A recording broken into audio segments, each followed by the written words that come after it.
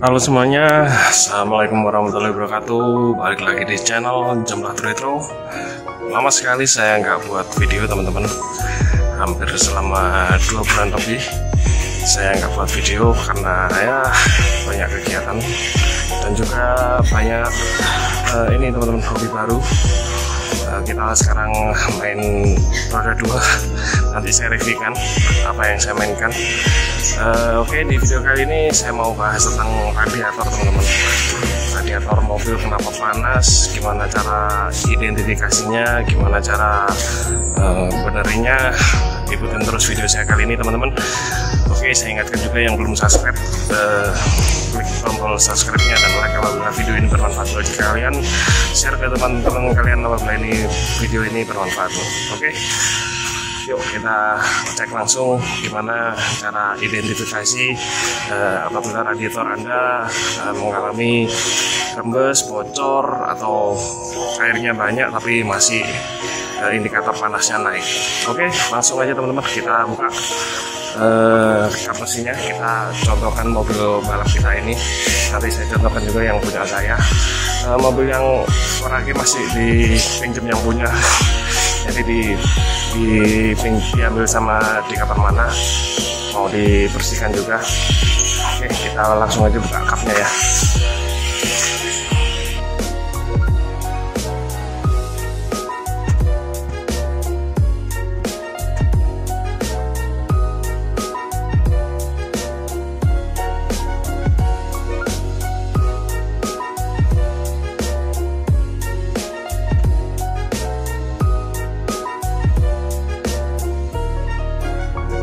Oke teman-teman, cara pertama apabila radiator Anda mengalami kebocoran, yang pertama identifikasinya paling mudah adalah cek apakah ada kebocoran di bagian sirkulasi air pendinginan atau air radiatornya. Apabila ada kebocoran di radiator, bisa kalian bawa langsung ke tukang radiator sekalian minta dibersihkan. Untuk biaya biasanya harganya 100.000 sampai 150.000 untuk dia membersihkan. Ini ada sel-selnya dan sekaligus nanti dibuka ini dan dibersihkan dalamnya.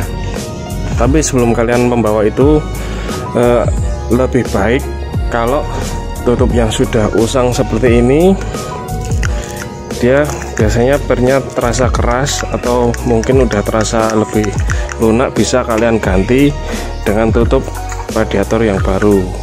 Jadi ini juga, meskipun ini solusi pertama yang paling mudah, ini sangat membantu sekali teman-teman.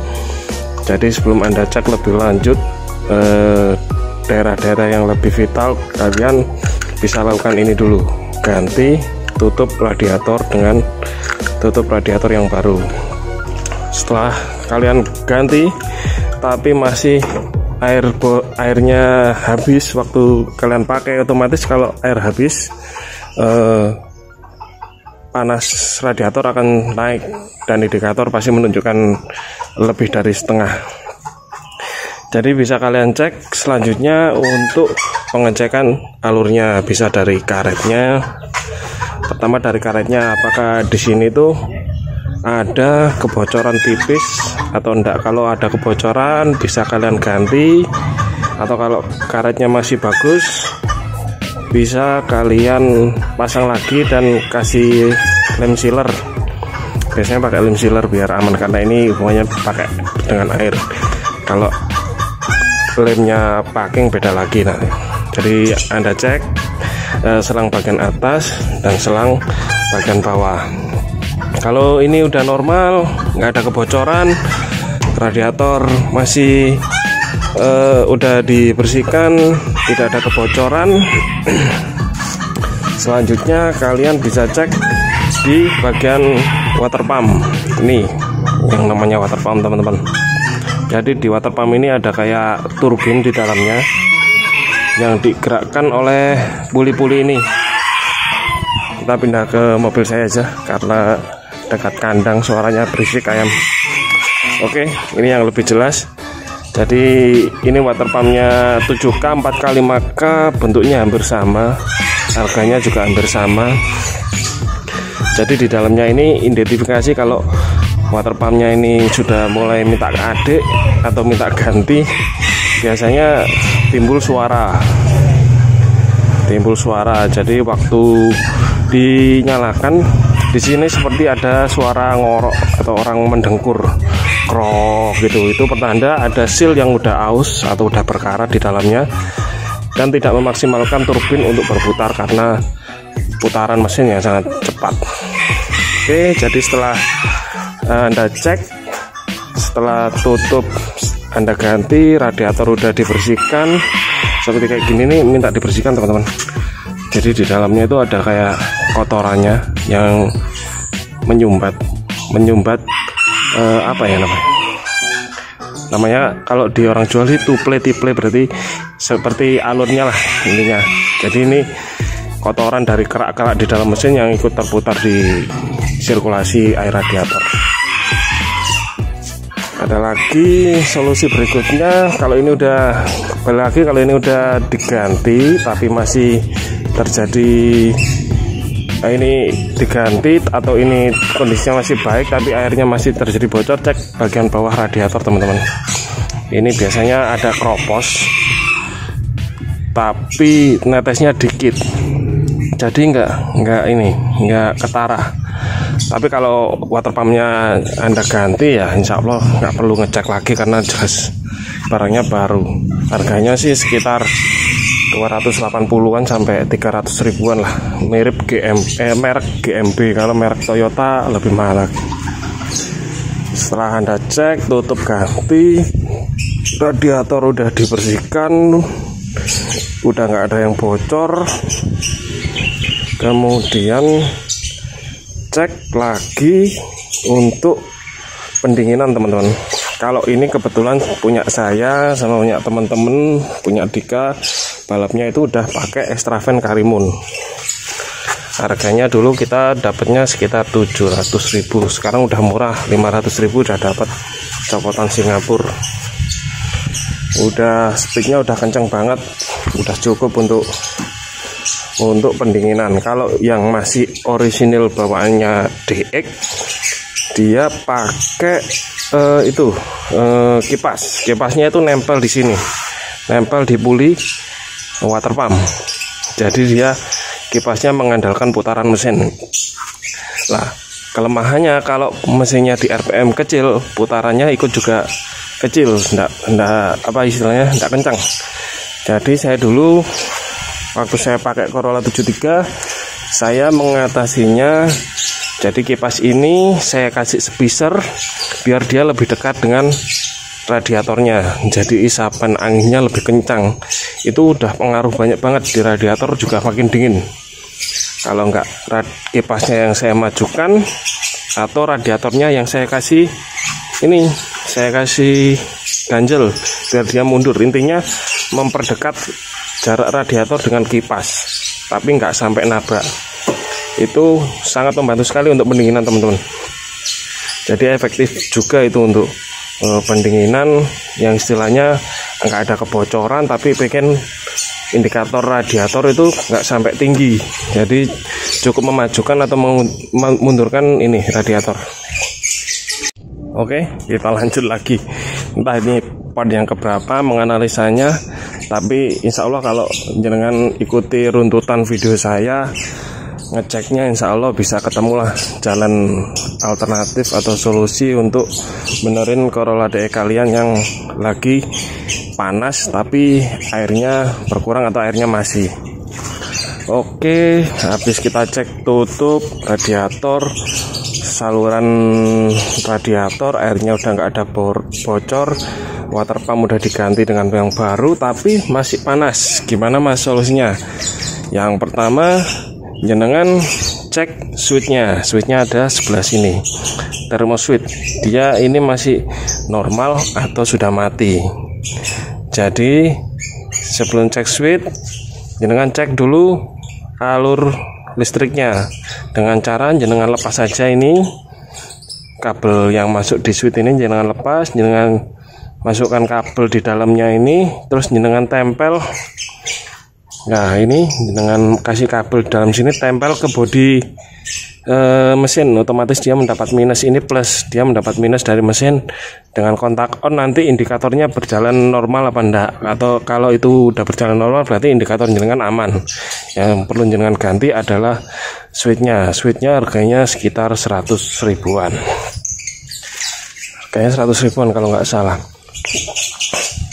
Kalau ini udah dicek, oke, enggak apa-apa. Lah ini masalah yang lebih serius. Jadi nanti ngerembetnya ke silinder head.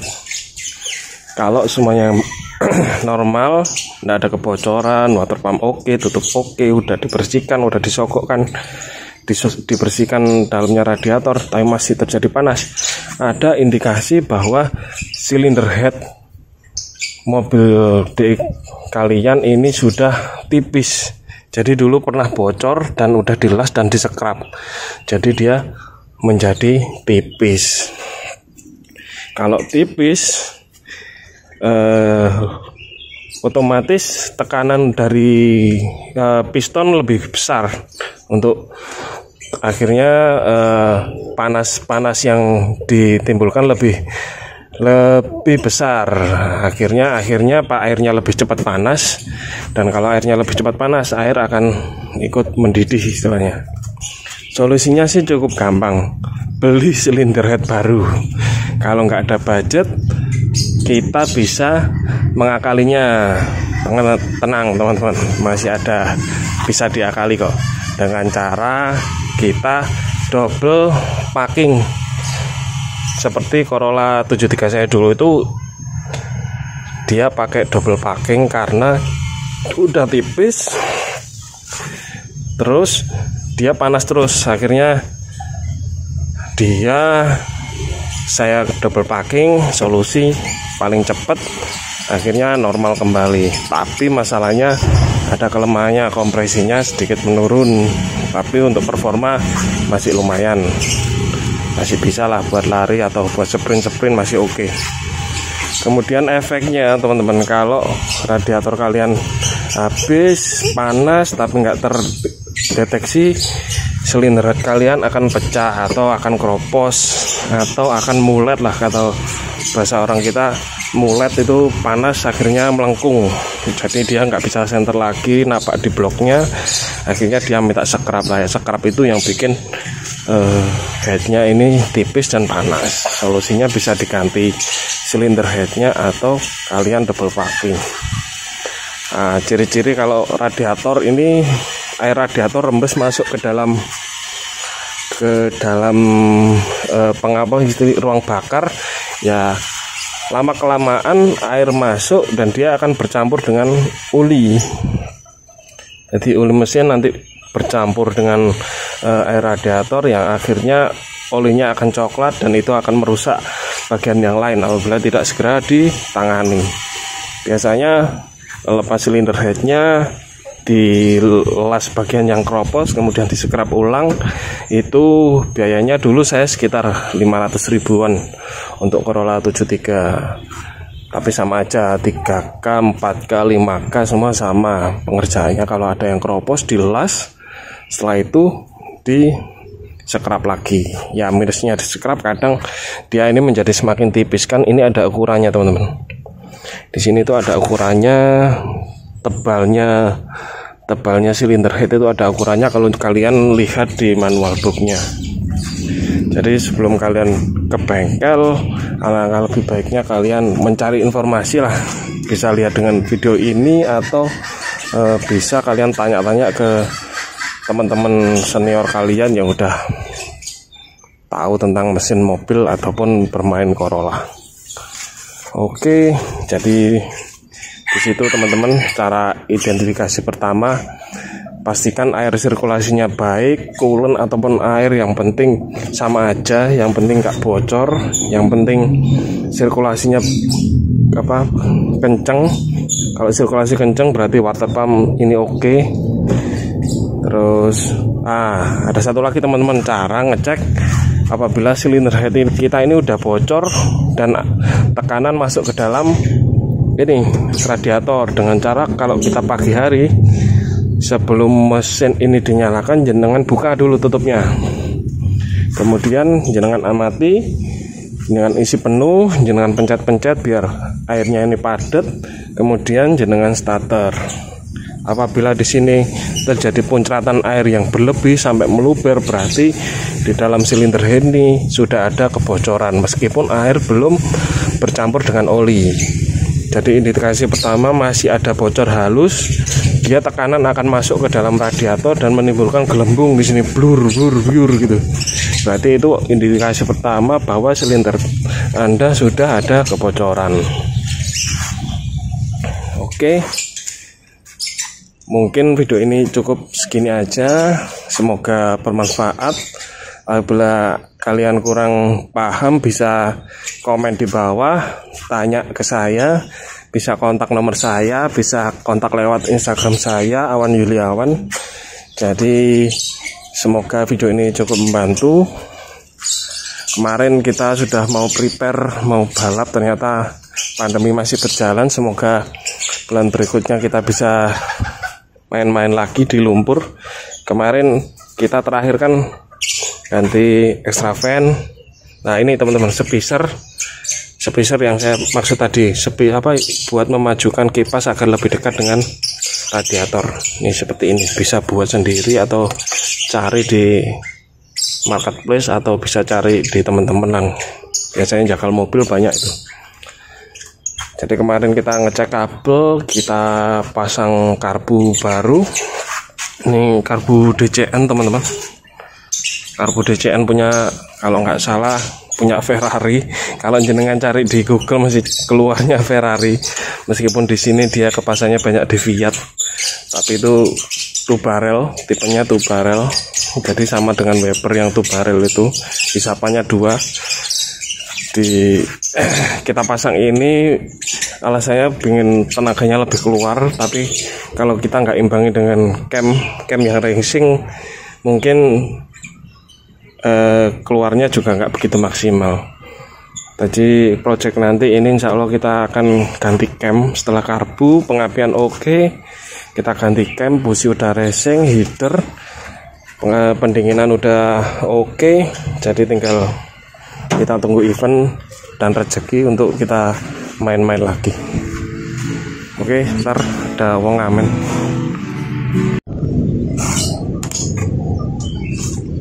Oke teman-teman, cukup video singkat dari saya. Semoga membantu kalian apabila mengalami kendala di masalah radiator. Semoga teratasi. Semoga video ini bermanfaat buat kalian sebelum kalian melakukan pengerjaan sendiri ataupun dibawa ke bengkel. Oke, cukup dari saya. Jangan lupa klik subscribe dan like, share ke teman kalian apabila video ini bermanfaat. Sampai ketemu lagi di video selanjutnya. Saya akan bahas roda 2 mungkin. Oke, assalamualaikum warahmatullahi wabarakatuh.